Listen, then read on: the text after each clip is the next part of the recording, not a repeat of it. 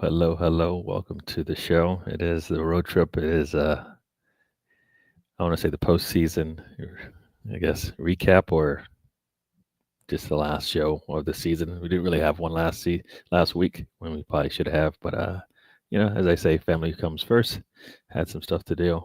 Uh, got to watch my nephew play in a baseball game, and actually his team won and moved on to the next round. And today they play my college team, Florida Gators, and yeah, when we go Stags, I guess we'll go Stags. I mean, we'll see how they do. Um, but yes, hello. Welcome to the show. All right, the season is over. So now, what does that mean? Well, as you can see by my question below, who's joining the band? That's the next question. But before we get there, there's going to be a whole summer. Hopefully, not a whole summer, because I don't really want to be talking about transfers for the whole summer. Hopefully, we get our business done soon, and then we move on. But Arsenal, I guess I would say, finished with a bang. Yeah, the women went in and played Barcelona, who were set to win their third in a row, and didn't happen. Didn't happen. Some might say it was an ugly game, but Arsenal had a plan and it worked. Similar plans were used by teams like Chelsea, and people said, defense wins championships, and it did. Arsenal's defense won. Really good game for them. They got a goal from an unlikely source in my eyes, but a source that's available to them. And Blackstenius puts the game winner in, and Arsenal gets that 1-0 lead, and that's all they needed. And they get the trophy, and they get their second, and England has now a two-time Champions League winner, the only winner in the Champions League on the women's side. So congrats to them. They get to now build on that and move on to the next challenge, which is to try to win a league and also compete in the domestic cups as well. So, in the chat we got this DWT guy, whoever that is. Got Spencer in the house. I don't think Spencer's joining me because he's here. I don't know. We'll see. Maybe he'll surprise us. Got Mr. Tom in the house. Welcome to the show, Mr. Tom.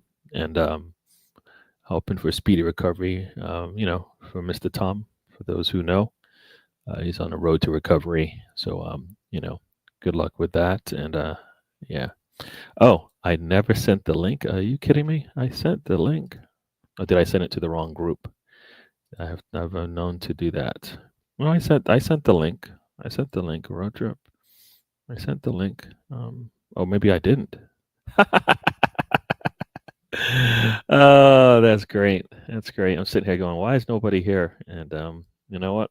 They're not here because I didn't send the link. But the link is sent now. That is interesting. Yeah, I was like a little concerned if I would do the show alone. I guess that will happen if you don't send the link out.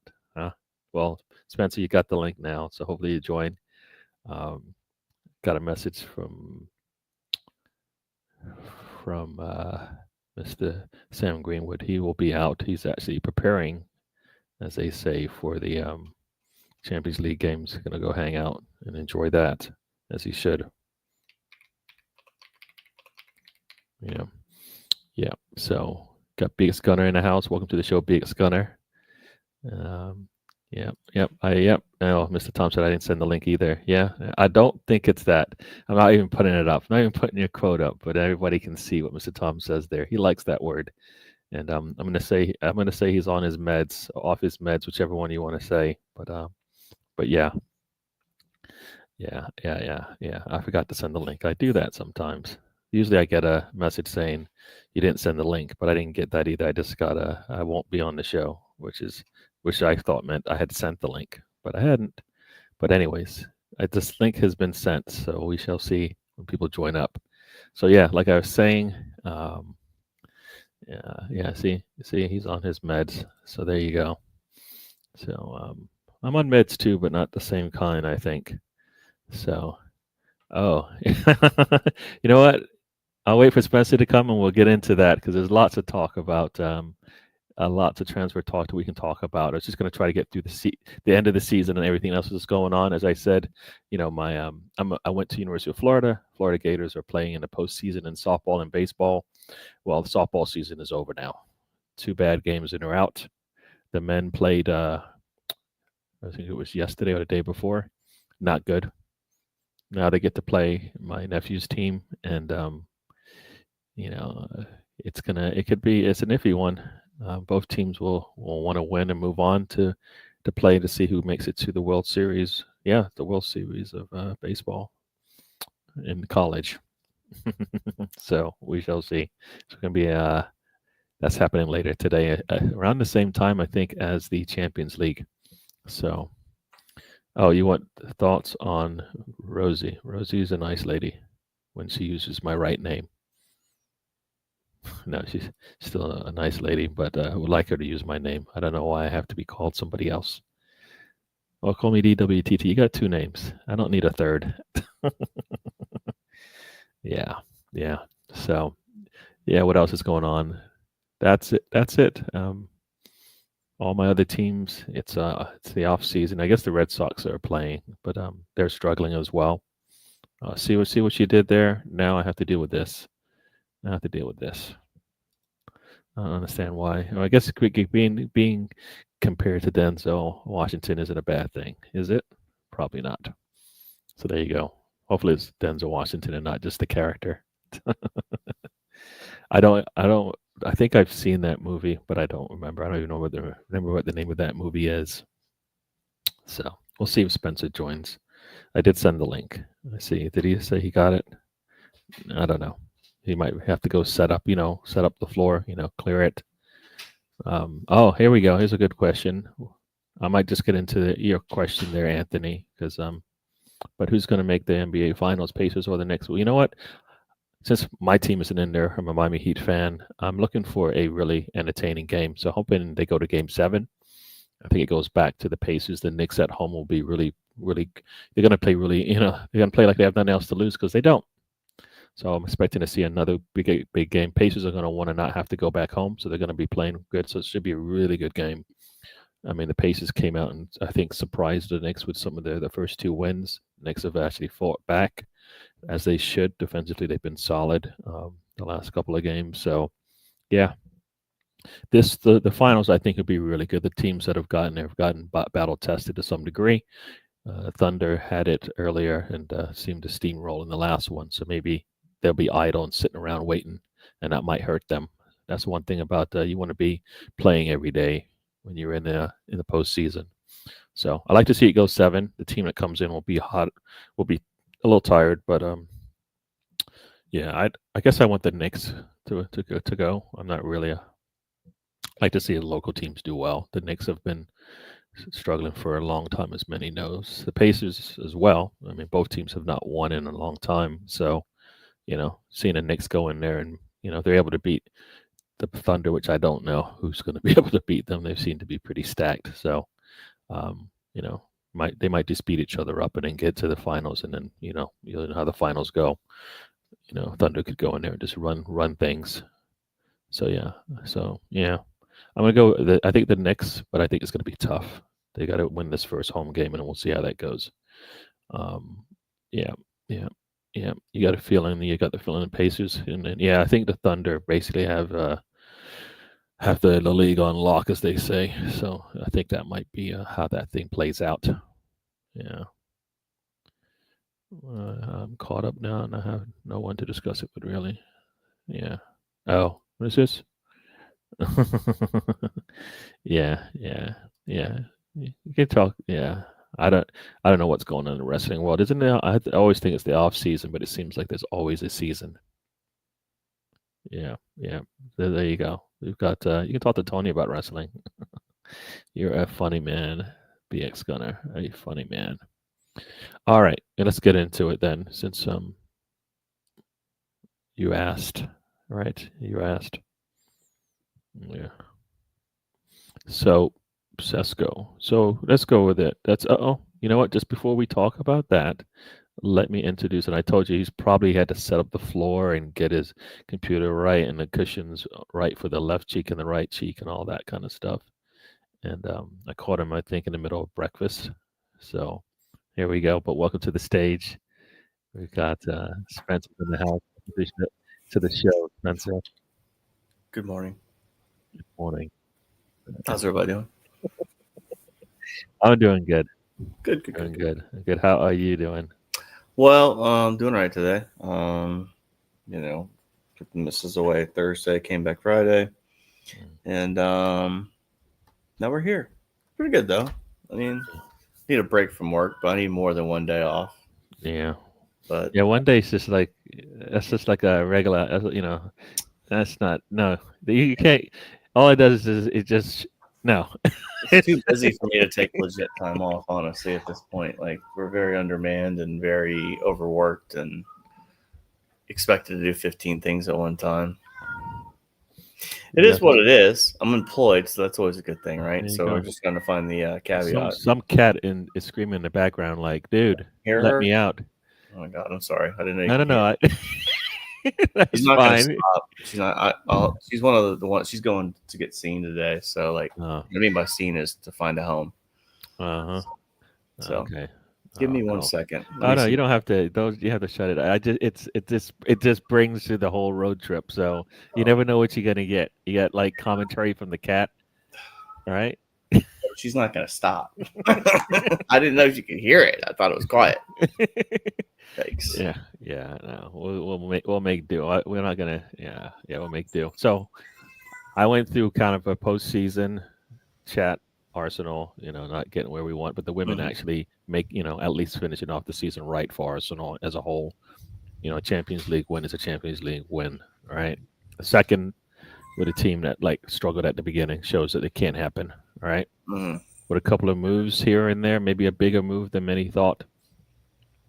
But yeah, I will say hi to Sam and then we'll get into some chatter here. Sam joins us. Don't know if he's home or on the road, but thanks for joining us. Yeah. So somebody wanted to talk about Sesko. I guess in general, the striker position for Arsenal. Shesko, I guess is how you say his name with a CH as opposed to an SK. I think is how that is. I think that's because I hear everybody saying Shesko, and I'm like, I thought it was Sesko. It's like, nope, Shesko. I'm like, all right. But anyways, so what are our thoughts on that? Yeah, I'll let you go first. Yeah. I posted yesterday, not on Twitter because I barely get on there nowadays, just because. I was like, I really want Alvarez and Ollie Watkins. Those are the two I want.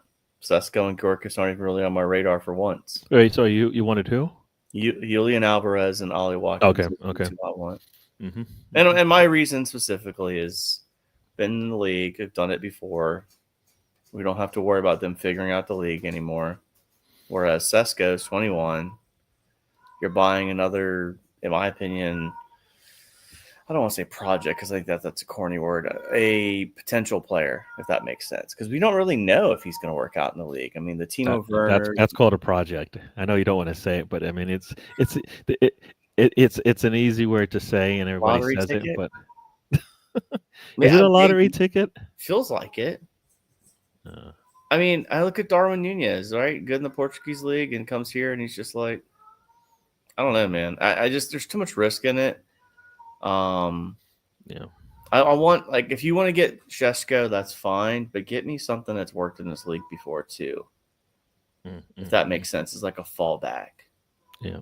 I mean, I guess if like the alternative is, hey, we're going to get you Shesko and Rodrigo, okay, but I don't know. Like I hear all these rumors online, and I don't know what to believe. I think I've been watching this long enough to not believe any of them, if that's honestly the case. But the Yorkist one was hot. Now it's like cold. Yeah. So I don't know what's happened there. I don't know if he's still going to go to United. I mean, is that falling apart? I really don't know. I mean, the Shesko one, like, I'm not saying I hate it, but also at the same time, would you rather have an Ollie Watkins where this team is right now, and you could just kind of keep on punching, or do you want some? The zero. I don't know. What Saka's 22, 23 at this point, right? Martinelli's 24. Are you making it younger? Yeah. I'd have to see it play out first. I just would. It would have to be the right fee. It would have to be the right dollar amount just for what you're buying, but because it could work, because it could go south so quick. And Tom's right. I do hate it. Yeah. I do to an extent. Yeah. That's Yeah. Okay, that's your thoughts. Yeah, no, Shesko for me, I mean, it is a project. It isn't. I mean, it is more of a project than all of the other options we have. As you said, Ollie Watkins to me would be like the fact that Ollie Watkins is still an option means that we should have just got him in January because I think you'd be further ahead in terms of where the team sits in terms of attacking. You probably would have made up the 20 mil difference that you didn't want to pay by now because I think we may have been able to maybe get into a final, maybe get a trophy, maybe actually come back and compete with Liverpool, and maybe they collapse. We don't know, but we didn't give ourselves a chance, and that's kind of my thing about the team. Didn't give ourselves a chance. Shesko, I've listened to a couple of people. I listen to many people. He's raw in all of this, and then like people that look at things a little bit more than I do. He's not. He was like their striker, their leading striker last year. This year he's been asked to take a step back, but he's still been able to perform. RB Leipzig doesn't make it to the Champions League, so I don't think it's because of him. I think it's the team in general, but he's been asked to do a lot more, which is similar to what would happen at Arsenal. Can Ollie Watkins handle a job like most of the strikers are asked to do at Arsenal under Arteta? Maybe not. He's getting old. You know what I mean? Can Gyökeres score enough that Arsenal doesn't worry about all the other things he needs to do? Right? Etikike, I believe he's also a forward that we could look at. He's a young player. Would he fit? I mean, there's many, as you said, options that we could go with that we know. One, we don't have to worry about whether they can deal with the league, right? But for me, if you're going to go Shesko, then like for me, the follow-up question is, can Arteta take a Shesko and make it work? Right? Because like when Liverpool brought in Gakpo, right?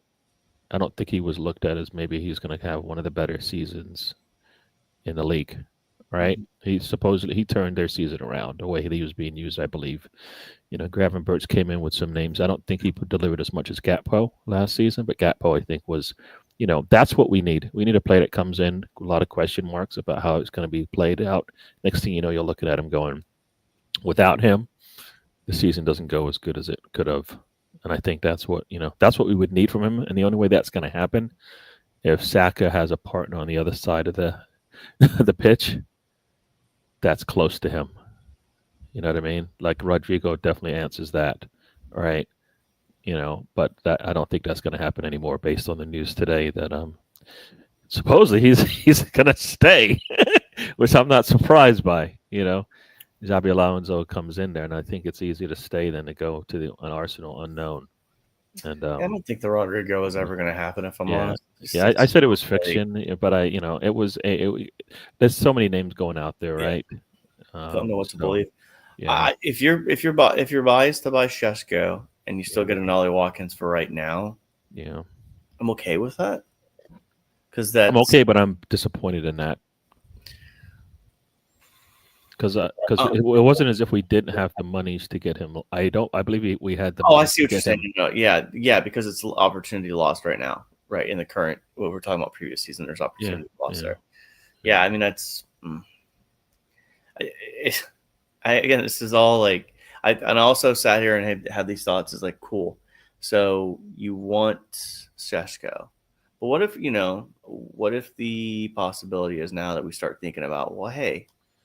What about life after Arteta too? Does the club start preparing in that light too? Or you're still buying players to help Arteta win now, but you're also thinking about the good of the team in the future? And this isn't just an endorsement for Arteta out. This is just a legitimate, like, when does best player available become the goal vice scheme? Yeah, we have not done that. You know what I mean? We talk about that. You know what? We have done that. We went out and got Rice, who many said was a player that everybody would want, right? And it worked out for Arsenal. No. It worked out for us, but it. Why can't we do it with an attacker? Well, we don't know the answer to that story yet. The No, story but we didn't know the you answer. might be seeing it in the summer. If we, That's the but question.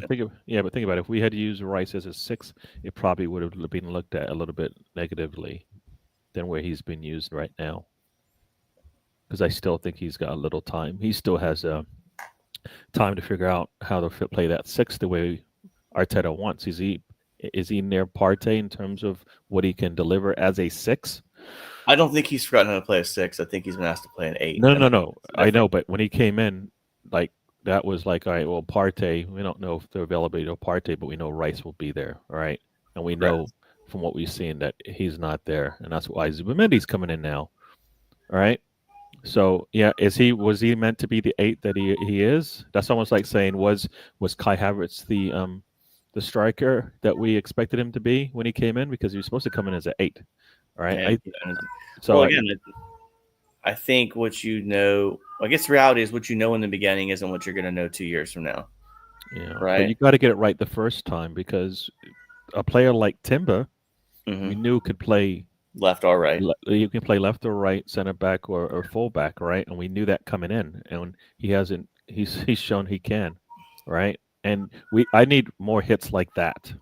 Yeah. Where his spot is solidified. He's playing on the back line. Pick a spot, all right? Like Saka is playing on the front line right now. Pick a spot, right, for him, all right? We need that in other positions. We need that more in the offense right now, because our back line, it doesn't matter who we play in the back line, we've got answers, right? The front line needs to work the same way, because that's what's killing us in games, right? It's what's killing us in games. And I think that's 100%. I think that becomes the next piece of the puzzle. Yeah. I mean, the Sheshko thing, I'll give him a shot when he comes. I mean, I'll obviously be slightly disappointed. I'm not gonna sit here and not support him. I don't think that would be. That's not my style, my MO. But I just wonder about it. You know, it's a tough one, because when you don't get what you want, right, you're always going to be slightly disappointed. Yeah. But sometimes what you want isn't always right. Mm-hmm.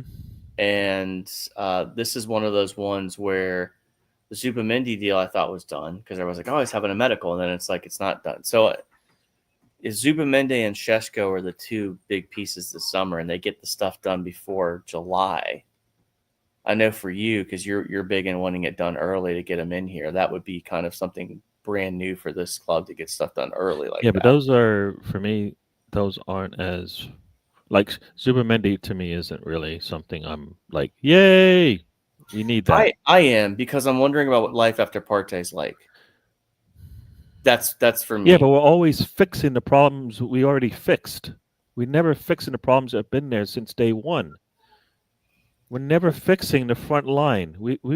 This is like 5.5 seasons now where we haven't had a solid front line, and I'm going, and we're always going, we're going to fix everything that we fixed already and never fix the front line, because guess what? We got to fix the back line, the midfield, and then we'll get to the front line. Can we get a solid 11 first before we start fixing the depth in the midfield and back line? Because guess what? We're not losing because of our defense these days. No matter right now. No. We're losing more games because we can't score and we can't close out games than we are because we never give up 3 goals, right? Mm-hmm. So it doesn't matter. And we've had injuries all across the board. The ones that have hurt us the most was because of our attack. Right. Like so for me, like Arteta is fixing things that I think he'll bring in anybody and he'll make it work. He just has to play them in the right spot and at the right times. Like Kiwior, based on what we've seen, is a center back. He should never have played fullback for us. He should have helped rotate our center backs to keep them fresh for the entire season, based on what we're seeing now. Yeah, we used him late, and we figured out we got to play. And if he doesn't want to stay, that's on us, on Arsenal. That's on us, right? I mean, that's so Shesko. Yes, it would work if we were. Think about it. Shesko would be someone you bring in, and you have like a Salah already there, right? So you have that world-class player that's gonna help him get along right? We don't have that. I mean, yes, Saka is, I some say world class, but he's like not enough right now because he's not. I don't think he's allowed to actually play the way we want him to be considered world class. It should be an easy decision, right? There's still question marks, I and I think think that's the because of the issue way with we play. Saka is the lack of talent around him, and it showed in the second half of the season when people were injured. I 100% believe that if you upgrade the positions around him, Yeah, he becomes more of a problem for people. yeah. But okay, so all right, Think about it from that perspective, right? If I yeah. put Moreno up there, and Moreno did a job for the team, Mhm. like let's not tone deaf to what he did, but there wasn't that threat of like having, let's say, a Sesko or a Yep. Bjorkas or Watkins in the middle. You can kind of focus more on Saka because you don't feel that they're going to burn you. Mhm. So it's it's interesting to see how this plays out. Mhm. I think they're going to address all positions. And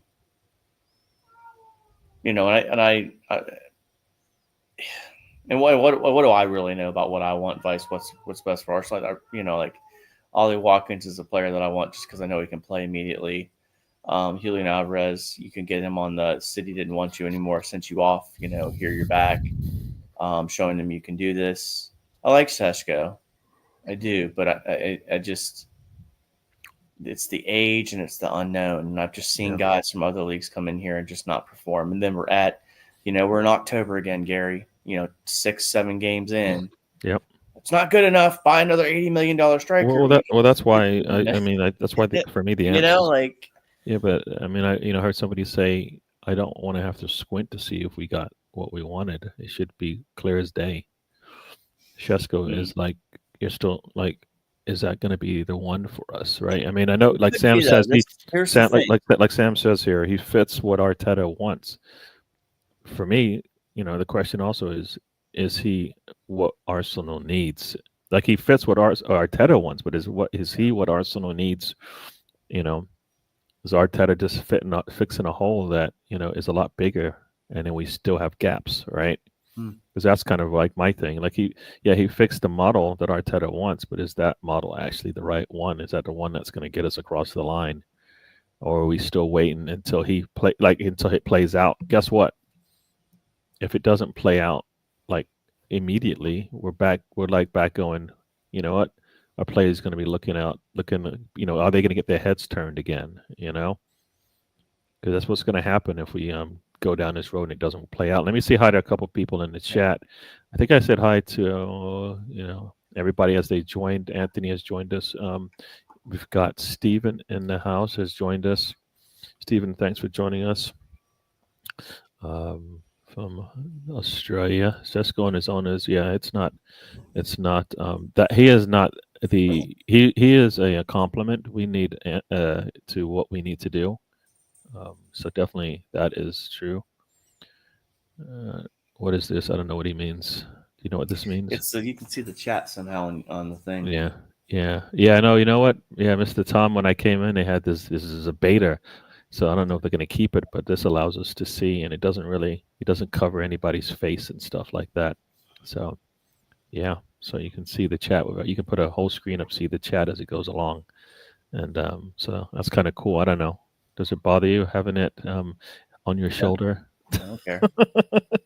Do you feel the weight of the chat on your shoulder? No, I feel the pressure to perform, but it's not an unbearing weight that does not allow me to actually succeed. So There you go. people are gonna sit there. I'm more judged on my opinions than I am the way I look sometimes. So Yeah, Arteta and Berta had a falling out with Arteta wanted Shesko and Berta wanted Gyökeres, but Arteta got what he wanted in Shesko. Supposedly, I feel Berta is going how true to. that is. I think Berta one is going to pick his battles, but I think also he's going to look at the monetary and all the other aspects of the deal. It sounds as if Gyökeres isn't going to be as clear a day and easy of a transfer as many people think it will. So there's this But also thing, yeah, right? yeah. Like, and I'm interrupting, so I'll shut up. But go ahead. Sorry. You already made me drink my tea, so you should All right. Well, so continue. let's do this. So if this comment right here, Arteta and Berta had a falling out. I don't know if that's true, but anyway, I know this Arteta may want Sesko and or excuse me, Sheshko, and Berta wanting Georgis. This looks like a Dragon Ball Z con names here at this point. But Arteta got what he wanted. So I think if Alberto was going to so I guess my point is Berta may not see the talent difference between the two. Does that make sense? Where like he might feel like it's 1A, 1B, and it's still number one. Where it's okay if I get either or. They're both really good. Well, there's two benefits, right? One should be an immediate result, right? We should see immediate results from it. So Gyökeres is immediate results for it. Gyökeres, and they both can fail. If Gyökeres fails, that's a lot of money spent, and we don't have any resale value much on there because he would have failed with Arsenal. If Šeško fails, it's not because he's still young and he still is. We could still sell him for the amount of money you bring in. I don't think it's the 93 mil everybody's been seeing, but I think it's a number, right? Sounds like it's a number that's more manageable, and he's being young still means that he can go. Yeah. And we can't get his money. So monetarily, it's Šeško makes sense, but immediate results, Gyökeres should give us that. So you're risking, you have to weigh your risks. So in that sense, your pros and cons equal out. I think at the end of the day, you pick one, either that's long term, and then you get, what could be a future great striker. Yeah. Or the other one is you get your answers now, and then you know what? When he leaves, and you just, you're okay with whatever you get from him if he doesn't retire with you. All right. So I just think we're at right now though with this club, right? Yeah. And I don't really take much into that team winning a trophy, but it definitely ranges up my feeling of next year. But I'm willing to give everything a chance. Like I think I say this with the people we get from other clubs that are in the Premier League. Like, okay, let's see what you do with proper management and a proper structure. And most times it seemed to work. I mean, the Jesus thing, we could argue the injuries have really made that not work, right? That's been the issue there. We could have with Jesus. Yeah. Like it worked at times, but then the injuries just caught up. Yeah. 2 ACLs done. Yeah, like that's just. Well, that's why a striker should have been the question. Should have been the answer in the summer. You can't depend on Jesus's legs, and Kai Havertz is not a striker. And you don't want to play Martinelli there, right? For whatever reason, you don't want to play Martinelli there. And when you play Trossard there, it's a false nine, so you don't get, you're not getting a striker you want. So in reality, you don't have a striker, even though you play players in that center forward role. So go get a striker. You know what I mean? Like trying to make it work with players that are out of position is why Kivior is who he is now. We're like, it took injuries to do it, and like, no, can we not just go get the player, fit him in a position and see if it works? You know what I mean? Like, but when Butler, I forgot how you say his last name. Yeah, came in there, he looked like a striker because that's what he's done. Is he better than Kai Havertz? Probably not. But guess what? He plays a striker, so he knows the role a little bit better. And he comes in, and his first touches were like what you expect from a striker, right? How about it? 6 minutes. How about it? You got views on sports in the house. Thanks for joining. For those who saw, he likes to do his interviews one-on-one. Today it was with Kenny Ken, for those who know him. So check him out. But yeah, let me go through this chat, and then I'll try to talk through some of it as we go. Not much, but yeah. Give me 1 second. I'm going to go get something real quick. Okay, no problem. How about getting behind the club and manager? What a fan. Yeah, you know what, Sam, you make a good point here. Yeah, we need, the team's going to do what the team's going to do, hopefully for the betterment of the team. And at the end of the day, we're going to have to stand behind them. I'm going to cheer for the team. Everybody's going to cheer for the team and hope they win. All right. So that's what we're going to have to do. But I as I like to say, I hope we just give ourselves better chances. All right. Put the odds in our favor. Right. As they say in Hunger Games. Right. Yeah. Yeah, this is a lot of money. It's a lot of money spent, and I think we're short because we don't utilize our players more than we should. I think that's part of the problem for me.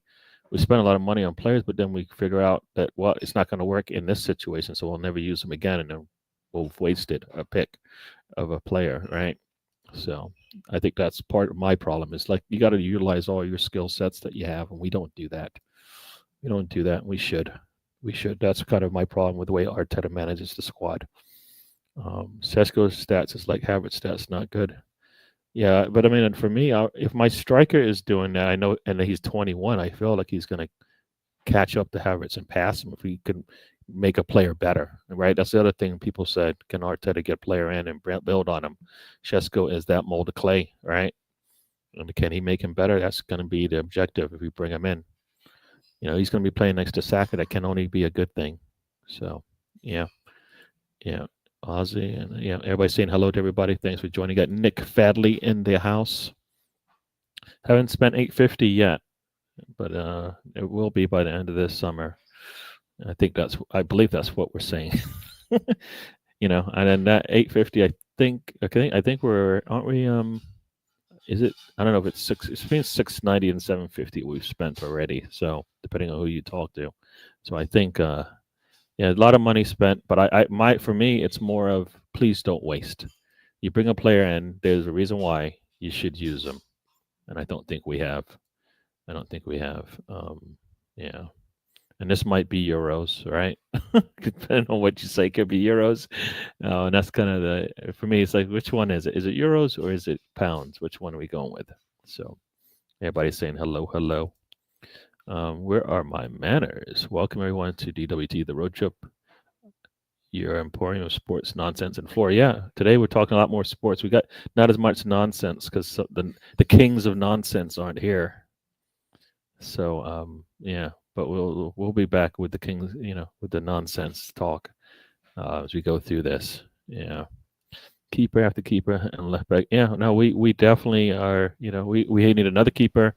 Hopefully, I don't want another left back, but if we get a left back and that means Skelly moves into the midfield, I'll take it. It sounds like Skelly is being the rumors are Skelly is being looked at by Barcelona. Is it Real Barcelona? Madrid is the one. Oh, Real Madrid. Yeah.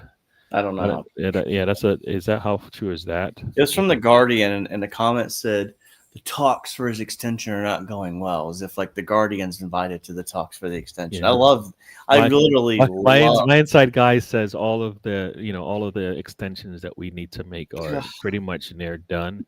So I think like anything else, the media is going to keep us hanging on to the carrot, right? So they got to keep the carrot going. The only way the carrot goes is if there's something to chat about. So you don't know what's real or not, and then I bite. I know you don't, but I bite because nothing else. I can't just sit there, listen to it, and not have a comment on it. I guess is my thing. So, yeah, the Arteta chop and change method has proven to be. I don't know about that. We need a 10 as well. We need, like I said, we need more attacking threats. Will Erdegaard? I don't know. I know he's an 8, but is he an 8? But he needs to. But he plays up top when he presses and. When we counter, I need him to be part of that build-up as well, right? Playing more as a 10. So you know what you need from Odegaard? You need just more assists. That's what you need. I think he does. But he's not even looking to do that, and he's not looking to do that. Let's be fair on this one though. Let's look at what we were trying to pass the ball to in the final third, the last part of the season. It wasn't really good. Rice's numbers for assists were down. Odegaard's were down. Yeah. I mean, Odegaard had a subpar standard season for what we've seen from him for sure. That's not undeniable. You can't deny that. Yeah. But I feel like not having Havertz hurt this team. Saka being out hurt this team. There was just, and then again, the attacking third. I don't want to rehash it, but I just feel that's the biggest need going into the offseason, the attacking third. And I don't know. The Sesko thing, I know we're going to probably go back to it. Yeah. I'm not going to try to talk myself into it. I'm on the fence of it, but again, I don't really believe the rumors until I actually see the shirt. Yeah. So that I'm also kind of. These are early days, and the Champions League finals today, right? It's so early. Yeah. Yeah. We shall see. Yeah, Sam, we'll get into that because I have my say on that as well in terms of semifinal of another cup too. Kind of what we want out of our squad and what I like to, I kind of go through my projections and stuff as to what I want to see. And I know going into this season, we'll get into that. I'll get into that. I'll get into that because I have questions on that and kind of what I wanted to see going into this season and what we actually did. So we'll talk about that one. But I can't even. I need to find. I don't know if I have the. I do a little spreadsheet where I kind of go into stuff like this. But we'll chat about it anyways. We'll bring it up in a little bit. But we're chatting. It's the end of the season. This is what we want to chat it, get it off our chest, and then move on to the next one. So that's what we're doing. We haven't had a chat in a while, so some of it might be building up. Some of it, yeah. You guys need to just enjoy the chatter. Yeah, nobody's going to agree. Breathe. We've said this on Monday, and I really do believe this, and I can't. Yeah. If you don't like Arteta, you're entitled to that opinion. I don't care. If you like Arteta, you're entitled to that opinion. Yeah. But I do think there's a whoa, hey man, get down. So sorry. I think there's a sector that want to be proven right about Arteta in, Arteta out. Yeah. I do think there is this weird. I want to be right about my views on Arteta, and I want to be right that he's no longer a good man. I think there's two camps here, and I think they're trying to compete about being right, and I just don't know if. I don't know. So I guess my question to the Arteta out crowd is, and maybe even to the Arteta in, so I'll praise this both ways. So it's saw as a 50-50 question. If Arteta was to win stuff, would that go away for you? And if the Arteta in crowd, if we have another season of failure, are you willing to concede? You know what I mean? Where is this? Is this set in stone mindset for both crowds? Mm-hmm. I wonder if it's really at that point because it feels very unhealthy, the dialogue between the two. Mm. Where there's just this constant bickering, and it's I don't know, man. I find it really sad if I'm honest. It's just a sad existence of. Why are we having? I don't know. Whatever. I'm viewing it differently as I evolve in this space. I guess. I hear you. Got AFC always in the house. Thank you. The chatter is going back and forth on the pro and con sides of how the season is going and what to do next. But this is what we have to. We're going to talk it through, right? And we're going to see how it plays out.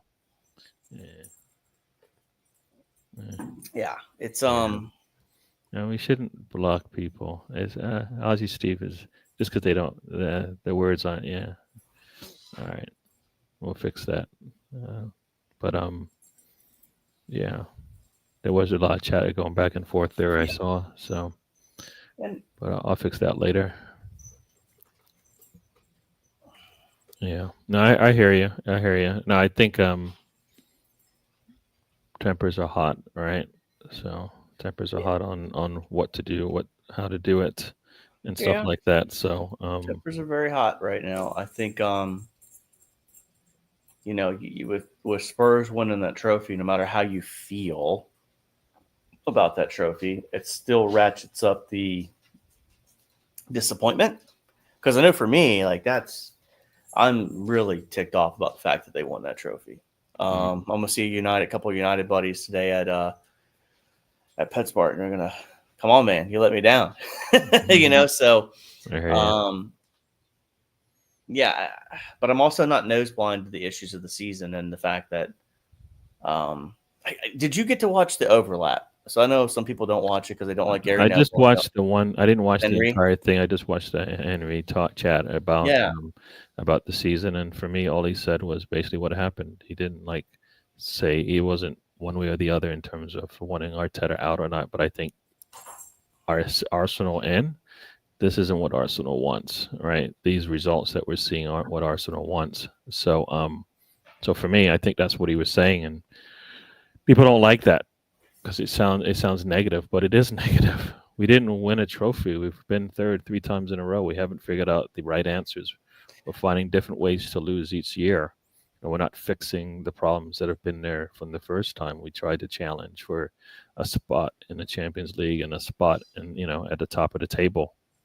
So for me, think about The overlap I like with when they interview footballers, not when they do the fans. Sometimes the fans are okay, but because I've got a take on the one they did with the fans and United and the cost, and I've got a take on that, and it's probably been heard on this channel before. But the thing that I really appreciate, and maybe it's when you hear Henri say it, and maybe it's the respect he commands, the fact that he's done it, the fact that I wasn't really following this club that much when he played here, so I didn't get to watch him as much. So I've just seen highlights and stuff like that. But the level of respect he commands, so when he speaks, it's like the room was silent, right? Mm-hmm. And he's very calculated in how he speaks. So I think him saying what he said, it holds a lot of weight there. He says, United 5 years, they've been in finals. And the one we laugh about. And it's like, so I'm also like, I'm conflicted when I hear him talk about it, right? I still want Arteta to succeed. I still want this club to succeed. But I think he brings up good points. And I think it was something to think about. And but go ahead. I don't know where I'm supposed to go with that. No, I really kind of brought it down because it makes you think about things from his perspective. Whereas I feel, again, here we go. And I believe that there is a crew, and I'm probably guilty of Arteta and Crow. I probably am. I'm self-aware of a lot of my issues in life. I'm sitting with a freaking foster cat in my lap. But my point is, hey, Stephen, welcome to the show. Go ahead. I think we're guilty with our side on how we feel about things. We have self-determined, I guess, positions on how you think things are going to turn out. Until we're proven otherwise, we're not going to change our position on things. But that's how life is. That's how adults are, right? Yeah. Our past in life and anything that's happened to us create different feeling and vibes towards how we feel about things. So I thought it was a good interview. I didn't get to finish it. I started listening to it on Thursday, but I'll try to finish it up. But I did listen to the Arsenal stuff, and I think it brings up good points. But anytime you can get Ian Wright quiet and listening to you and not interrupting you, that's pretty good. So,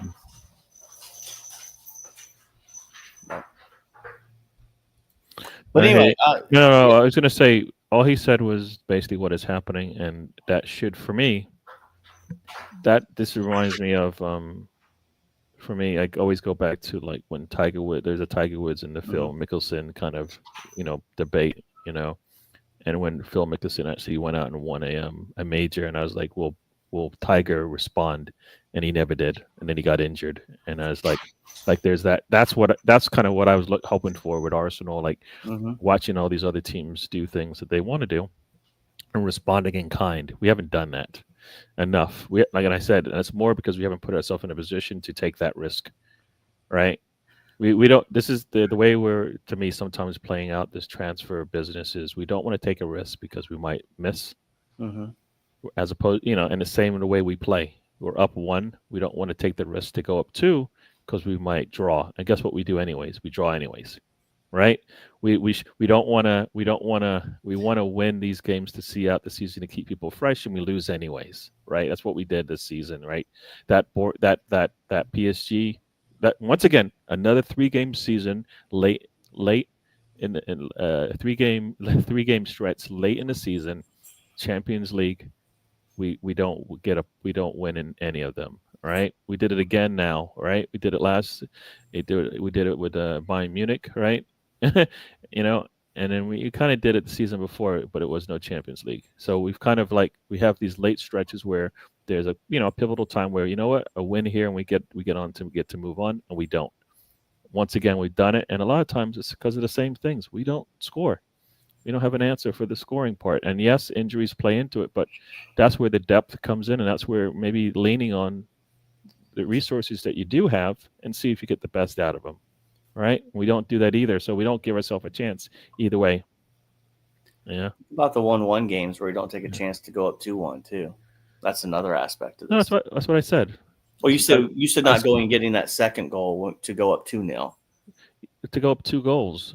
Yeah. No, I'm talking about when we've already dropped and we're 1-1. We sometimes don't even take that risk to potentially lose the game to get that second goal back. Very true. Very true. Like that's the second aspect of that. 100%. We But talk about to me, this. they're the same thing because they're like, there's a way to get either back into the game or Right. to You can avoid the second one. What I said, if you take care of your business with the first one, like you said. 100%. So I mean, mine is the first case. You're up 1-0, and then you like we're up 2-0 at Aston Villa, and we let them back in the game. How? And we didn't respond to either one of their goals that they scored.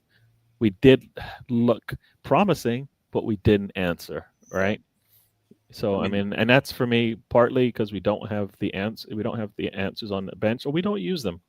I mean, the tie with PSG was lost at home. Yeah.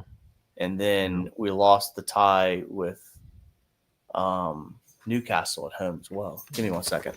Yeah, I'm sorry. I missed what was going on there, Steve. Sounds like hopefully a speedy recovery. I guess I missed. I miss. I don't. Stephen, hope whatever's going on at the house is speedy recovery there. I missed. I was going through the chat, but I don't think I saw it. I must have missed that earlier. Sorry about that if I did, but yes, we here would like a speedy recovery on what's going on at the house. So, yeah. Oh, okay. All right. That's what. Okay. All right. I get it. All right. Yes, Steve. No, definitely. Football is secondary to all this stuff. Family comes first, for sure. Mr. Tom, I'm back at it again. Yeah. No. Okay. No. I always think the toughest decisions are the easiest ones. And the reason why I say that is, what's the problem with Arsenal in my eyes? We don't score enough timely goals. We can score goals. We don't score timely goals. Do we have some clutch players that we can bring in that will score as timely goals? Now, a player with the skill set to do that, like for example, is like a Bruno Fernandes, right? He scores some timely goals. He doesn't score all the goals, but you have to deal with all the other things that come about with him, right? But he does have that talent to score those goals when the team needs it. And you put him in those situations, he usually comes up. He just doesn't do much of it with Manchester United because they're not in that position most of the time. But he usually shows up, right? And that's kind of what we need, somebody with that skill set.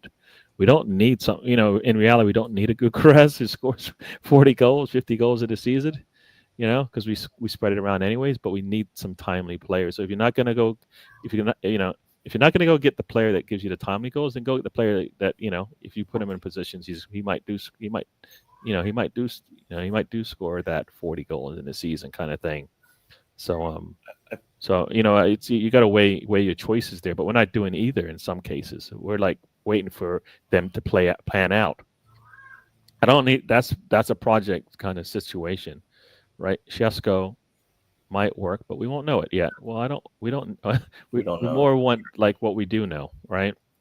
You bring a Rashford in, you know what you're going to get. You put him in those situations, he's going to excel, right? Does he start for you every game? Maybe not. But does he give you answers? Probably more likely, yes, right? Like you look at all these players from all these teams that we could use at our squad.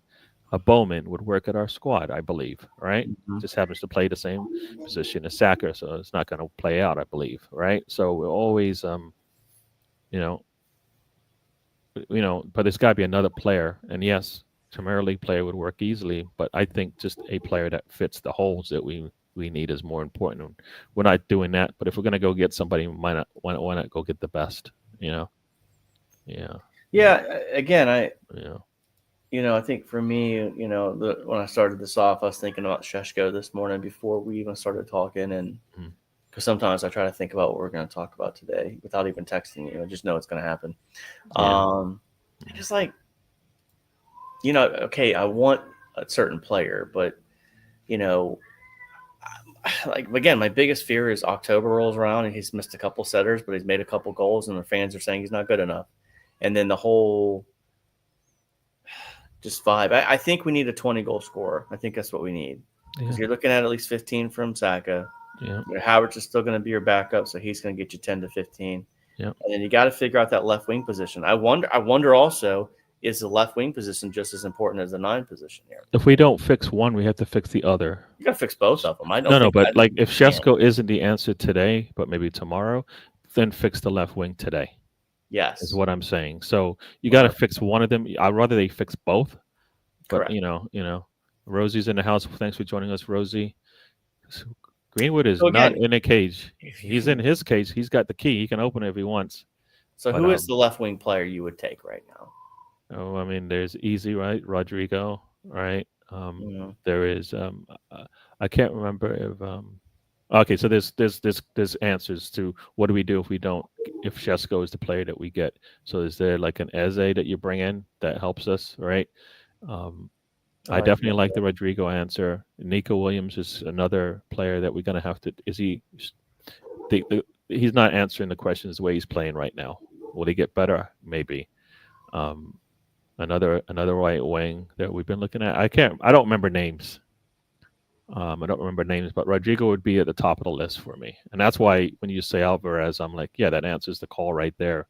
You don't have any questions about that. Every other left wing, I think, has questions outside of Rodrigo, right? And we know like Rodrigo is like, let's get Rafinha now, and Rafinha's like, no, I just got to Barcelona. I'm not going anywhere, Yeah. So um, It'd be really. I think it'd be I hard. think I think it's going to be tough for us to get that left wing that we want. That's why the strikers seem like the easy answer, and I know that uh, uh, Anthony had brought up, Osman and Jonathan David, and to me, that's where you go get a striker who's done it and who's won trophies. You got Jonathan David who's free, so the monetary cost is only on his salary, right? And then why not? They seem like those seem like answers to the questions that we have. But I don't know what other left wings have you seen out there. I can't think of the names right now. You got me on the spot. I usually I know. would have wrote this down, but Um, but at least all the left wings seem to have question marks. Either they're young or they're not doing any better than Martinelli is, and it's like, but we need, like, for me, not doing as good as Martinelli isn't really like the one thing that we should hold our hat on in terms of why we don't go down a particular route, right? what about And Kudus? you know, I yeah yes, I mean I think different. We need something new, right? We need something new, and is Kudos like, and that he's West Ham or Aston He is Villa? at West Ham, but West Ham, yeah. It's weird because like you don't see much from him. Like you're not like it's not an easy like yes, right? It's not an easy yes like Ollie Watkins is. You know what you're gonna get and you've seen it, right? Kudos, is it the team that's bad? Yeah, and if it's the team that's bad, then that's where Shesko. That's why people go Shesko is the answer, right? yeah, Because the team's bad, then are you? And that's where the talent ID comes in. For defensively, our talent ID is usually spot on. Attacking wise, never. We haven't really hit on an attacker, right? What attacker have we brought on where you went? The talent ID, like he was poor before and he's better now, right?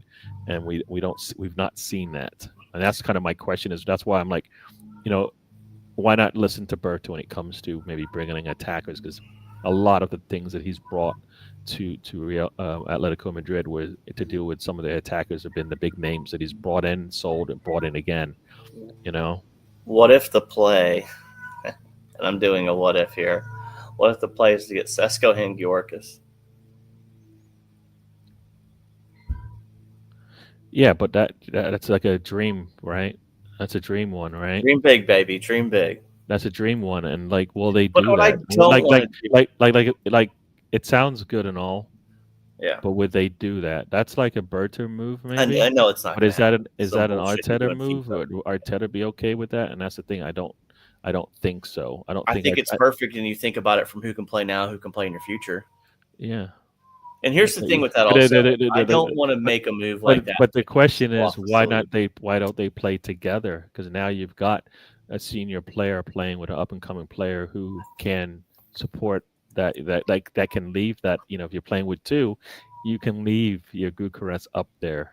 You don't have to bring him back and have him support the midfield like we see from our forwards, because you've got that Sheshko who can hold the ball up and whatnot and handle that business, because he has taken a step back. So you have that's where that two striker system comes in, right? Mm-hmm. So you have that as well. But we'll Arteta, we have not seen anything like that from Arteta. So kind of, you know, what's better than one striker too potentially. That's the thing there. So yeah, I yeah. mean you could do that. Hmm. Excuse me, but I don't think I would want to mess with that if you have to sell off a major piece like a We don't Saliba. have to sell anybody to get those two players in. That's the thing. Who do we have to sell to make that deal work? We don't have to sell anybody. Well, wasn't there a rumor flying around that like we had to sell somebody to buy somebody? Or again, Right. rumors. I believe our PSR after the last, like we only spent 25 mil out of our pocket the last window entirely. 25 mil is all we spent, and we've spent close to 200 in the windows before that. We have enough money to bring in these players without having to sell. We're gonna sell Right. because of we can't put everybody on the field, right? But we're not sell. We don't have to sell to buy any of these players. Right. So for me, I feel like no, we don't have to do that. So yeah, Yeah. I mean, you know, again, I think. I mean, it's a big what if. I mean, there's more to follow. Like it's the Champions League finals tonight, so God knows what we're hearing is accurate or what we're not hearing at this point. yeah, no, And, yeah, they have to make moves, right? So yeah, no, I like I said, if I felt Arteta could make it work with whoever we brought in, I'd be happy. But I don't. That's kind of where a bit of my concern is with him, is that he isn't a manager that, at least for me, has shown that he can make it work with whoever we bring in. That's kind of been my thing. He hasn't done that, and that's the thing. So especially up top, right? Because that's where we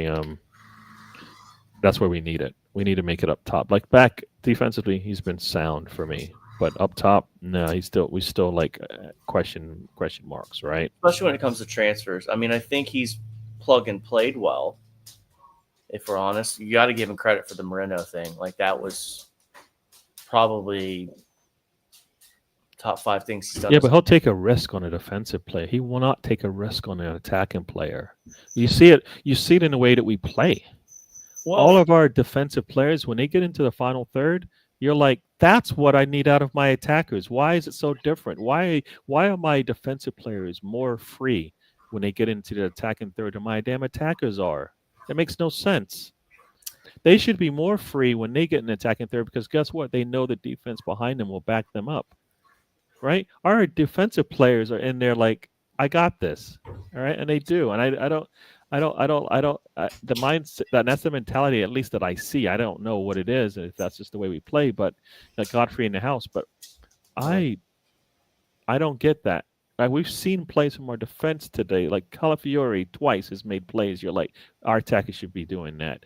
Skelly comes into the middle. You're like, our attacker should be doing that, right? Moreno goes up top. He looks comfortable up there, right? Because you know what? The restraints are off of him. Well, the restraints are off of him. Go play up top, do whatever, because you that can't. or everybody up top's covered Yeah. and doesn't know how to make runs. Yeah. No, There's but a multifaceted thing. Yeah. There's two things, as you say, two things could be right, but I just feel like I see it so much consistently from our defensive players when they get into that attacking third. This is my home. Our attackers in the final third seem to be like held back for one reason or another, and I'm like, and that for me is, I'm going to say, it's coming from Arteta. It's coming from the way we manage the squad. So pick who you want. If it's the assistants, if it's Arteta, but the way we coach our attacking players, they're not comfortable up there. Well, I'll tell you, this is a make or break year, in my opinion. And I don't mean this like, okay, so let me preface this comment. You'll know what the mindset of the club is based on the transfer window, right? We'll know where ownership stands. Yeah. That'll be your first peg. If ownership gets players, backs this manager, backs or Berta, both, because it's Berta and Arteta need to be back when you start looking at it like that. Then we know ownership's serious, right? Secondly, go into the season, people stay healthy, and we keep again, like there's facets to me. Like We have to see the club back the team, and that doesn't mean buying. That's all. I don't know how to really preface this. I got to think about how to say this, but we need to see ownership being serious in the summer with what they spend and spending smartly, not just spending money and throwing money at things. I don't need a deadline day move for Sterling. I need, get Sesko, Yorkes, Alvarez, Watkins, whoever you want to pick. Get Zubamendi, pick up another defender if you want to, pick up another goalkeeper, bring in 5 players, sell out some deadwood if you need to. But understand you're also going to have to use some of the deadwood next year as well. And then we need to see how. You know what? No. See, that's right there is where I'm like, nah. You just said dead. We don't have any deadwood on our team. We have more underutilized players on our team than we have deadwood. Would you argue that Vieira is deadwood at this point, or would you argue he's underutilized? Underutilized. Okay. Or ill-utilized is what I might say, not underutilized. Like he's got a skill set. We never play into it, so then we get nothing out of him because we ask him to do things he can't do. Correct. So that would be, I would consider him underutilized. Yeah. Sambi Lakonga, probably deadwood.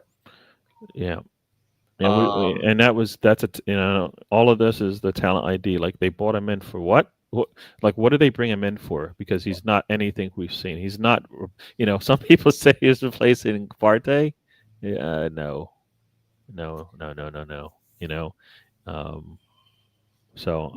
I think we'll know where everything stands after the transfer window about the club and their seriousness. Because they've got to make up for the faux pas in January, in my opinion. The fact that you didn't buy anybody. Yep. But then on top of that, I want to see a serious cup run too this year. Not only just win the league, but I want to see a serious cup run. Whether it's the League Cup, whether it's the FA Cup, I need to see a serious cup run this season. And this serious cup run could be the Champions League and get me the league in the Champions League. But this whole getting out in the third round of the FA Cup, I can't deal with that again. Then it needs to be a longer run this time. Golly, she's killing me. Sorry, man. No, I hear you. Yeah, we Rosie, we did talk about Shesko, at least on our side. If we bring him in, then he's not the only answer. We need more.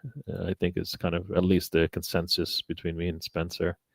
He might be a good answer in the future, but right now we need somebody to answer the call on the left wing. We bring in Shesko. Yeah. So yeah, as Sam said, I think in one of the chats, Sky Germany is talking about Shesko, and they could be a reliable source. So, if they're going to go down that route, and if they looked at Gyökeres and they said no, then for me that means Berta was involved in it. And so for me, I think, like I said, I think Berta is going to some degree, not necessarily pick his battles, right? And the team has done some due diligence already. If he sees something negative, I would like to assume he'll say no. That's not really where we want to go.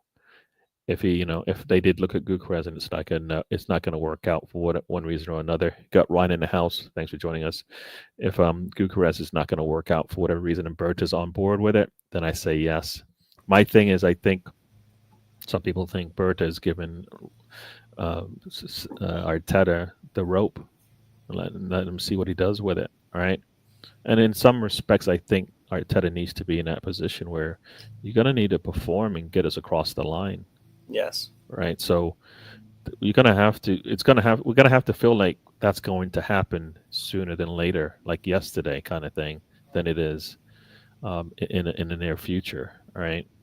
I think that's where we are, because right now we're at that point. We have that those players going into their 24 to 26 year period in their career, in their life, prime, and they're not gonna want to stay, and they shouldn't have to stay if they don't feel like it's gonna work, right? They should be, they should feel like that. Sam says he doubts Rodri, but Williams or Leao is a strong player that we go up against. That Leao would be a player that we're like, I wish he was on our side, because he's a strong player that would help us, and could help us in the league. See, Zubamendi, a good replacement for Jorginho, is not necessarily what we wanted, right? We either wanted to do better than Partey, but doing better than our backups, and that's why for me, our Zubimendi seems to be our flagship play that we're bringing in. When in reality, I think it should be a striker, and Can a striker Sesko is about. play left wing?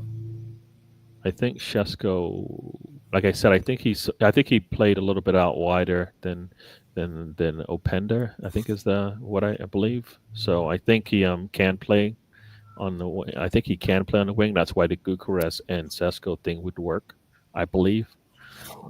So So if he plays on the wing,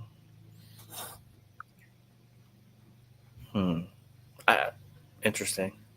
I, No, I'm just wondering, are I we think looking at I think I've either heard that, read that, or something like that. But I think he can play out there. Sesko being looked at as a replacement left winger, and we're not done dealing with striker yet? Yeah, Do you see? but supposedly we are done with a striker, and right now the only striker that we are, that is near completion is Shesko. So Interesting. it's weird. Like when people, when I hear that, I'm like, all right, so that means that if we're getting if Gukares is still in play, then yeah, it will be, it will be as a it will be just an additional one, a striker. But yeah, no, I mean, I'm like looking at, I don't know if transfer mark is the right place to go, but he's played more central than not. It looks like, in terms of where he's played. So, so yeah, I like I said, the fact that we're even contemplating bringing a Shesko and then going in, can he play a left wing as well? Kind of like, I don't know. That's not kind of what I want either, right? I kind of want a center forward and a left wing, and then and they can play, as opposed to a striker who can play left wing. I know I want the primary positions to be filled with players that are comfortable in those positions. So like, what is it? BX Gunner says he'll play on the left to accommodate Kai up front. Yeah, see that? Yeah. Again, like, so I know what you're doing. So I'm gonna breathe for you. So, so if you're still looking at, maybe we're looking at the left winger, right? And that's my point. The striker hasn't been identified, or maybe the Yorkish thing is still something that's going to happen. But the Sesko is the left winger they're looking at. I don't know. I will say this: as much as I want Ollie Watkins and Julian Alvarez, but if you can get me both Yorkas and Sheshko, which I know it's a lot to ask, I might be happy with that. Yeah. I'd be willing to go with that. Yeah. And again, if that's something that the club does and it doesn't work out, then you definitely legitimately have to have a discussion. We'll be sitting here May 31st, 2026. And that's the risk that they're taking, right? That's the risk that they're taking, right? Like at some point we have to take a risk that puts somebody's job on the line. Yeah. Because right now we're not doing that and it's failing anyways. So why don't we just go and say, that's why that's for me, get the best available. Yeah. Because at the least, if it doesn't play out, then at least you have a good transfer piece in play, right? But especially if you go get best available, but that player has that mindset. That's a good team mindset. That's a guy that, regardless of manager, he's a team guy. He shows up on time. He helps the younger players. If that's the kind of guy you're getting in, you buy that guy regardless of who the manager is, and tell the manager to figure out. Well, a good manager, regardless of scheme and fit, will find a place for a good team guy that has a good attitude. Period. I believe that 100%. So that's what we also. I think that's what I was trying to get to say out earlier is we're buying players that fit Arteta's scheme, but you also go start thinking about life after Arteta too. And I think that's the due diligence of the club is to plan. That's why going and getting if you go get the Garcia guy, that's the keeper, I think out of Espanyol. Yeah. You still have to start thinking about life after David Raya too. And the thing is right there, the thing that I feared would happen. Looks like it's already happened with him, right? Barcelona has come in and said we're going to bring him. We're going to go ahead and trigger, the release, but we're going to let him play some more. Yeah, are you kidding me? We've had at least the last 2 windows to bring him in, and we said no. And now another team's going to go out and get him and go. You know what? We don't even need you right now. We'll let you stay where you are. And it's like we could have done that. Right? We could have done that, and then we have that answer, like you said, for Rhea if it doesn't play out and we want to improve on it. But we didn't do that either. So Yeah. we spent all this money on in Calafiore and Marino, and it's like right now they don't look like long term successes, like good rate of returns on it. So those two, I'll argue this: Moreno and Calafiore were better bang for their buck than loan moves for Neto and Sterling. Our loan it's very easy to say yes to I know that. is. I know But like the problem is they're not good in themselves either. So it's not even like you're like comparing rotten apples to rotten grapes. I don't think Neto's horrible. Let's no, but the whole deal is terrible. So you just wasted a player's season, right? He played one game for us. How is that beneficial? Sterling came in and gave us nothing. You're making my point for me. No, I'm saying, but Moreno and Calafiore weren't answers either. If I told Moreno you, if you take the monies from Calafiore and Moreno and you bring in a striker, we're not even talking about we missed out on a Moreno as our backup striker that came in. We're missing on our left wing who can't left fullback who can't play left. He can't play a fullback and is better at a center back. We wouldn't even been talking. We wouldn't have missed them. Well, again, you bring in a striker, you're not missing Moreno and Calafiore. We tried to get Sheshko last summer, according to reports. Yeah. We didn't close, and that's a problem. And that's either Arteta, who's supposedly is the closer, right, or Edu, who's not selling it. Like are you kidding? Like you could we did a bad job not closing that because he didn't. Yeah. He went back and then he changed his position. So he was a center forward, said no to us. Stays with his team, and then is asked to play another position, right? I mean, he's not like the leading. Like he was sitting on a lot of times I saw him play. He was coming off the bench, and when he does play, he's not playing the main striker up top, right? So at Arsenal, he would have been there. He would have had the opportunity to take the seat Kai Havertz, right? Didn't want to take that risk. This is where I think Arsenal kind of gets screwed. We don't bring in players because they're going to have competition. They stay put and they have competition anyways, and they have to sit in a different position, right? Same thing with Maitland-Niles, right? I want to play midfield. That's why I'm going to leave. Guess what happens? He leaves, and guess where he's playing? Right, as a fullback, right? So we're not selling Arsenal to a player enough that they actually will stay. They go somewhere else and they end up right where Arsenal said you're going to be. So again, think about so you're trying to say Maitland-Niles was the club's fault, maybe? I'm saying we didn't sell him. That guess what? He wasn't going to because think about Maitland-Niles before we say this. So Maitland-Niles, we said, hey, you're going to play fullback here. Maitland-Niles thinks he can be a midfielder, and you've got someone else who sees Maitland-Niles' talent and says, hey, we'll play a midfielder. They just sold him a bag of crap is what they sold him, and that's why I'm saying they lied. Well, he had that loan move to, wasn't it Bromwich, West Brom, and it was horrific in the midfield and ended up at fullback anyway. So someone gave him that up. Again, I don't think that's the club's fault, the Maitland-Niles. I said not selling him. That guess what? You're going to go somewhere, and the result will be exactly the same. You'll be in the same situation, but guess what? Here you have a spot. You will actually get called up to England if you stay with us. All those things were in his control.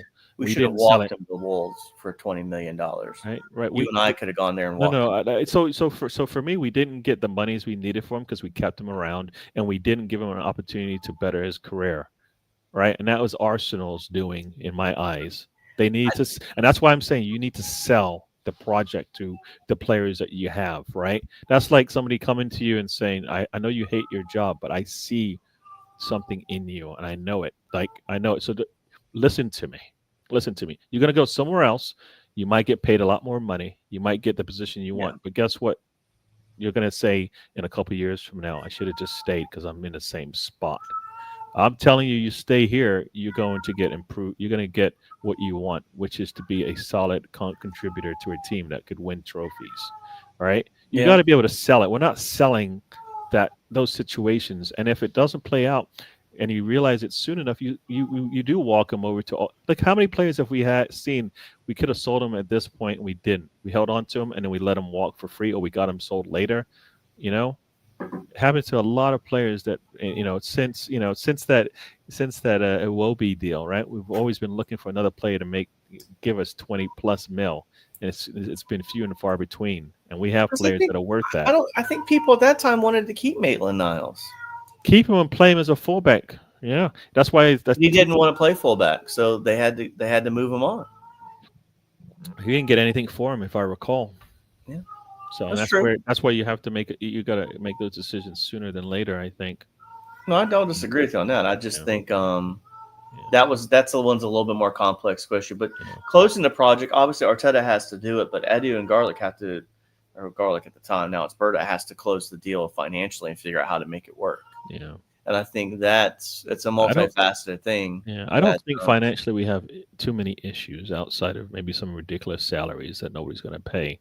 I think we can afford to yeah, I pay for mean, most. Like, there's only one Jesus is player. here. There's only one player we really can't afford to pay for right now, right? And Yeah. like for me, like if I said, okay, if Worth was an option, did Arsenal even look at that? Because if that was a player you brought in, would that actually be a problem for Arsenal if you brought in a Worth?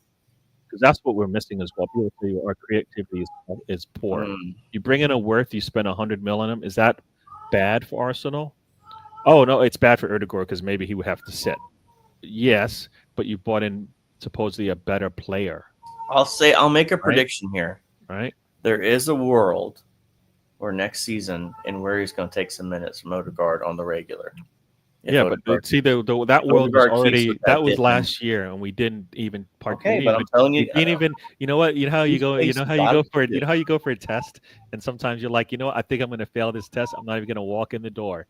That's Yeah. what we did. We didn't even walk in the door and What try. what I did there, Gary, is I opened up wounds for you. No, no, you're doing good. You know what? I'm gonna. I keep telling you, I will bite. I will bite. No, and that wasn't the purpose of that comment. I just don't know. I think if we're looking from an attacking midfield position, obviously, because in Weary, I mean, he played out wide sometimes, but if his true position was an out wide player, when we were having issues with Saka, we were having issues with Martinelli being injured, we would have seen more than Weary playing on the wing, in my opinion. Whereas if we saw him coming in and play midfield more, so I think that's where they view him in the middle of the pitch. So I think there is a possibility next year that you're looking at when you look again. I've maybe one of these days we'll do this exercise, but when we're looking at a depth chart, NFL fans, we love depth charts, which our European friends probably don't understand. But either way, you have to think about who's where, when, and why, and that's why again when you look at it, if you keep Partey, okay. I still need a backup CDM or even a guy that potentially takes over and lessens Partey's role. That's where Zubimendi fits in. Zinchenko's got to go, but would Zinchenko have worked in the midfield? I think so. I absolutely will die on that hill. But in Weary, he's going to get a chance next year. See, you're saying next year, and I'm like, dude, we already can't give him a missed. chance now. We already missed one window. That's the problem. We're always like, I have figured it out. We'll do it now, as opposed to we'll do it when we should. All right. I know Sam is still listening, but we cannot bring up Weary or can't do it. Gary's going to go. You brought him up. I did, but I'm bringing him up. Yeah, but I'm like so disappointed, and that's why. I keep telling you, DWTT. What does it stand for? Don't waste the trip. We are in and out. We are chugging down the road. We see an opportunity, and we go, nah. You know what? It's too risky. Something might happen, and we don't do it. And then we finish off and go back and go, damn it, we should have made that stop. Here you go. All right, here we go. Don't waste the trip can also stand for don't waste the talent.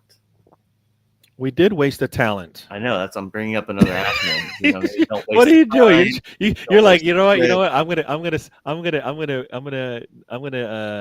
knock down this fire, and then all you do is just add more gasoline to it. Well, again, you're like, I started a fire. I wish Sam was here, because Sam could be like, he's got a development plan. He's got some sort of plan. Yeah. I don't know what it is. Yeah.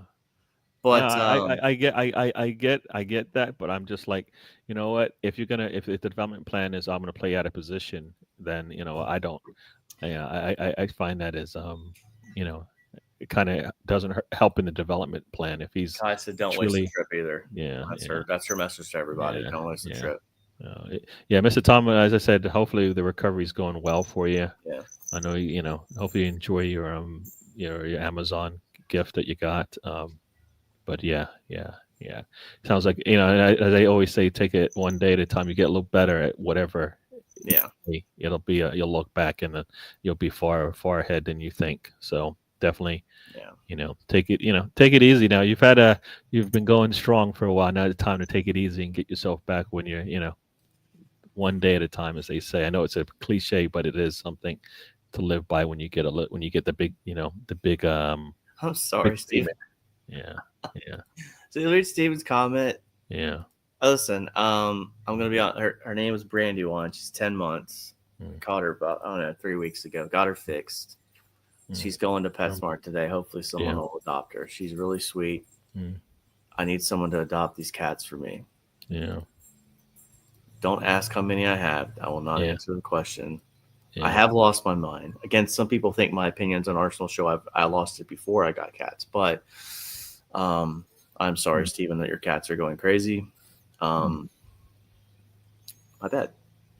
Yeah, you know what? That is a passion of yours, and it's good to see people have that, right? And people, some people are like, what? Some people are like, what?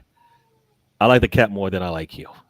Well, here's the funny thing. So I took the missus to a bed and breakfast up about 50 miles from here, just to kind of take her and let her get away as well. Yeah. And we left drop feeders, and everybody survived. So we were like, okay, maybe we can do 2 days next time, right? The answer is 15. Oh. I own 6 of them. The rest are finding homes. Yeah. Trust me, we're actively trying to find homes for a lot of these. Yeah. A couple of might end up being barn related because they're a little too aggressive, but yeah. Yeah. Yeah. But anyway, Gary, on a side note, let's have if you want to do a little non-Arsenal related stuff. I was talking to a guy at work. He's actually thinking about going. He's an Eagles fan. Whatever, he's got his faults. He's thinking about going to the draft in Pittsburgh, and he's like, yeah. He said, I didn't go to it when it was in Philly because Philly fans are rough. And I'm like, you're a Philly fan. I know a Cowboys fan that went to the draft in Philly, and he seemed to survive. Yeah. You went to the one in Philly, right? Yeah, I did. Yeah. No, it's not like that. The riffraff that you see after games and whatnot aren't at the draft. It's a destination for football fans in general. So you're not, So I didn't even think about it when I went. I mean, was I wearing Dallas gear? Probably not. That probably was one reason. I kind of just went there to, my friends go every year, so I just wanted to see what it was about. So I didn't, I think if you want it, I guess wearing it invites it a little bit. But if you're being a donkey, then if somebody's being a donkey to you and you're responding kind, you kind of get what you ask for at that point. There's ways to, because the draft is about promise of a better day tomorrow, right? I would love to. So I was talking to him about it, and I think you and I talked about it when we did the thing. I was like, man, I really would love to experience the draft, but I still feel like there's something cool about the 1980s. You got the helmets with the phones in them, and they're sitting there, and everybody's smoking cigarettes, and it's in this random, hotel lobby. Now it's turned into this big spectacle, which I understand, because think of how cool that is. Say you got a young kid, you can't afford to go to games. Because again, like the overlap was talking about, fans and cost of tickets and everything. And I've got opinions on that aren't liked by people, but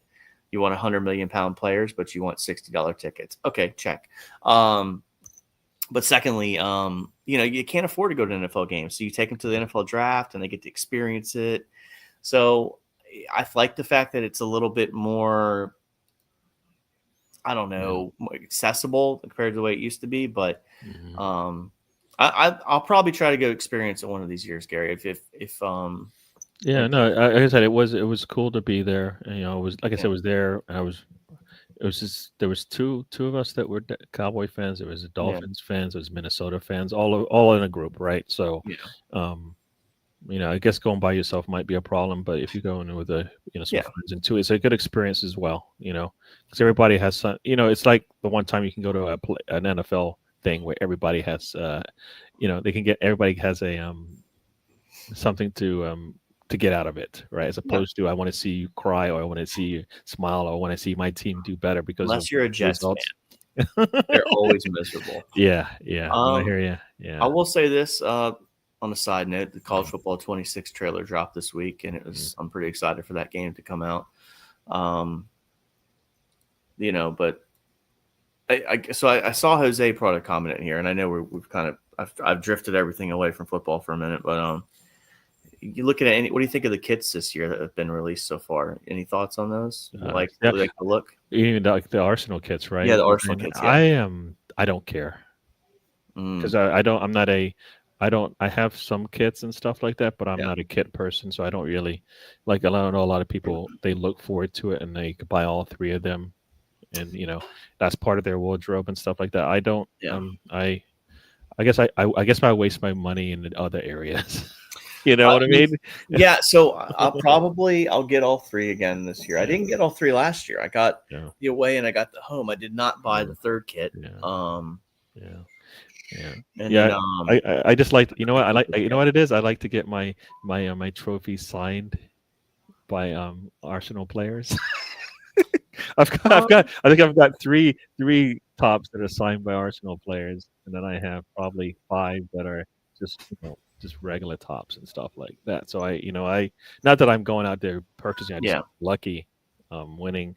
I really like the keeper kit this year. Yeah. The keeper kit this year. I heard a lot of people talk about that. It's got a lot of sunburst look. I just haven't purchased it yet. And I'll probably wait for Adidas to get the kits this year.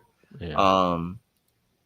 But yeah, it becomes kind of like I have a closet full of, I don't even know at this point, like different sports, different years. I don't think I could wear I think it would probably, I don't even know, like it's a lot, and it's sitting there, and I used to wear a lot of it. Now I just kind of buy it and it's in the closet and I wear it during the game and then I take it off. Yeah. Yeah. No, I'm with you on that. I'll wear it for the game and then I'll wear it again. I'll take it off. Yeah. I mean, I'll wear, I actually got I got lucky, man. I've gotten into trains a lot recently, and I actually was able to find one of those Arsenal TFL jerseys that they put out a couple years ago. It was a London tube, and it looks like the seat. I mean, on eBay, those things were going for $200 some, sold out. I found one in the States, $50. I was able to get it. It wasn't, DH Gate made or anything. It was. Yeah. So I like getting the pre-match tops because I can wear them anywhere, because usually you can get them $30, $40, and if they get messed up, they get messed up. Yeah. Yeah, no, you're fine. Yeah. We can, if you're ready to close, we can. Like I said, I've got to go. Yeah. Some kiddies. Yeah, I got one of my kids in town, so I'm gonna hang out with her. So yeah, no, I am. And like I said, I'm not a kit person per se. I always every time I'm going to go to a game, I want to make sure I have a kit. Yeah. But yeah, no. Scarves for a bit. I'm more like I said. I guess I don't know. I don't know. I don't. Yeah, I don't. I could spend my money on worse things. Let's just say that, and sometimes I do. But I like to. I put a lot of. I guess I'll say I put a lot of time and effort into reading as much as I can about Arsenal or listening to people as they chat about it. So that's kind of if you want to say the money spent, is that any money spent would be doing those types of things. No, I think that's good. Like I said, I think and we'll close on this. I think the more if you learn this, if you get into supporting a club, and no matter the sport, it doesn't matter. Mm-hmm. Learn the history of it. I think it's going to make you a better fan, B, make you understand things a little bit more, and just more knowledgeable. Yeah. I think that's really what it comes down to too. And then you learn. Yeah, I just think it's important. It's very important. Being a fan is a lot more than it used to be. It used to be just cheering for your your team as they went out onto the pitch. Now we have it's almost like information sucks, because now you have too much information, more than we need to know. We don't really need to know all this background stuff, and the fact that we do means we're going to have to chat about it, and with some or all the information available to us. So for me, I don't mind talking about it, but when the game starts, I want my team to win. I don't care what Yeah. just happened. So some people are still like they're still hurt by what didn't happen or what did happen. And for me, I'm like, when the players come out the tunnel, I don't really care about any of the stuff anymore because it doesn't matter. Because I feel, and I say this all the time, I feel like we can win every game. Yeah. We'll put ourselves in a position to win every game. We'll be okay. I feel like we're not doing that, and we're wasting the trip. Hard to enjoy the ride when you waste the trip a little bit. I know Arteta said the journey is key, is more important than the destination, and they both play a part. And that's why I say if we get better every game, we'll get the results we want. If we're more consistent with our play, we'll get the results. I don't, winning 1-0 when we had a bad day is one thing, but not building on that and getting better in the next one is the problem. You know what I mean? Because eventually those 1-0 games will go the wrong way for you. All right, so that's why I'm more about performance, and performance we might lose, but performance was better. When this whole thing started, I said, you know what, we finished, yeah, yep, yeah, we finished. I think we finished fifth, and I said, you know what, we could be a better team next year, but we might finish fifth again. And it's just because of how things play out. Teams will jump you, teams will fall back, and maybe more teams jump you than fall back, and then you're a better squad, but you still don't get the results you want. But you give yourself a chance longer term. So for me, as I said, I guess I say a lot of stuff, but yeah, no, I am. There's a lot of things to take in. I think when you Yeah. think about the season, you have time to reflect and think back about it, Yeah. right? Because once you accept that there was failure, which there Yeah. was, Yeah. You learn to figure out, hey, what went wrong and what do I expect next year from this team? Yeah. Yeah. Because I think the trophy only mindset still kind of glazes over cracks, right? And what I mean by that is winning the FA Cup. Yeah. Okay, but you were still ninth. Okay, Yeah. you're still flaws there. Yeah. Whereas if you win the league, you've reached the pinnacle, or you win Champions Yeah. League, you reach the pinnacle, where Yeah. there's a different feeling, a different vibe. Yeah. But we will talk again. Yeah. I'll let you go ahead and do your outro. Yeah. You did pretty good there. I think Yeah. covered it really well. And Yeah. like I said, everybody learned to get along. I know. I want to say this real quick. Everybody learned to get along. Yeah. Just everybody breathe. Everybody breathe. Enjoy the summer. We're all friends here. At least I think most of us are pretty decent friends. Yeah. No, I think we can chat about stuff and not agree with each other, as long as we try not to keep it personal, then we'll be all right. Yeah, don't make it personal. I mean, my God, don't make it personal. Yeah, because it's as they say, it's just football, and it is just football. We're not going to agree on everything. I don't agree on anything Spencer says. He doesn't agree on things I say, but we can have a chat and joke about it and banter about it and stuff like that. Anything you want to say before you go? Actually, have you changed your channel name? Because that's what I got two, I got 3, 4, 5 different channels. I mean, one, I literally got one that I just do for football. Then I've got one that I just do video games on. Another one I just put pet crap on. So there you go. Yeah. So yeah, he hasn't changed his name. He just has multiple channels. Yeah. Different topics. All right. Anything else you want to say to the people before we go? No, I mean, it was a good Saturday show. I enjoyed it. Like I said, sorry about the cat. Sorry about Brandy. Hopefully she gets adopted today. She's pretty. Yeah. She just got fixed 2 weeks ago, so she can't roam. She wants to roam and whatever. So I'm sorry for the making Steve's cats terrorized but take care, Tom. Yeah. I will reach out to you, see how you're doing. I've been busy. I haven't been able to text him recently. I sent him a video meme recently, but I really haven't been able to reach out to him, and I apologize for that. So we will we'll see you guys on the next one. Yeah. Yes, Mr. Tom is getting back to some normalcy. So that which is more, that means more nonsense than not. So but he's I think he's taking it by ear. Hopefully taking it by ear. It's just going to take some time. Take it right. Yeah. Who's winning today? Well, quick question. PSG, Inter. I think PSG finds a way to win it. Yeah. I think yeah. Go ahead. I just, the things I saw from PSG in their semifinal with us in Vice, Barcelona and Inter, I just think PSG is a little bit more sound. Yeah. I think they end up winning 1-0. Yeah. No, PSG is as far as a team playing at the end of this season has played well. They've taken they're taking players off the pitch, and that's why the results have played out the way they have. But in general, they have a really deep squad. I believe Inter defensively is sound, but will they be able to keep up with what PSG can bring off the bench? I don't know. They have the answers for that.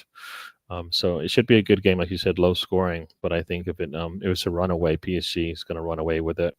For me, if I'm Arsenal and I'm looking at the way the teams that played out, the teams that might win their first trophies in a while or ever, that should be incentive that you're going to have to do things and you're going to have to take risks, right? We're playing against teams that have players that we could have actually brought into the squad. So it's not because the players don't exist. It's because we don't go out there and get them. But everybody, thank you again for joining us. We'll do this again next week. The summers will be a little bit off and on because I do travel and people, summers are a little hard to chat. So we probably won't be regular when we show up. I'll give you enough time to, maybe plan something for the weekend. We'll probably do a show next week, but I know I'm away the week after that. So, depending on how things play out, we might have a show or might not, even without me. So we'll see how that goes. But thanks for joining us. If you haven't already, hit the subscribe button, hit the like if you haven't on the show. Thanks for joining us. It's kind of my end of the season, but I just like purge everything out. We'll talk about what's happening next. Arsenal always brings the news regardless of the season. So we'll have something to chat about no matter what it is. So check us out.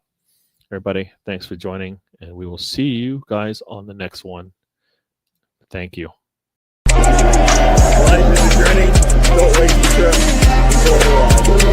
There you go.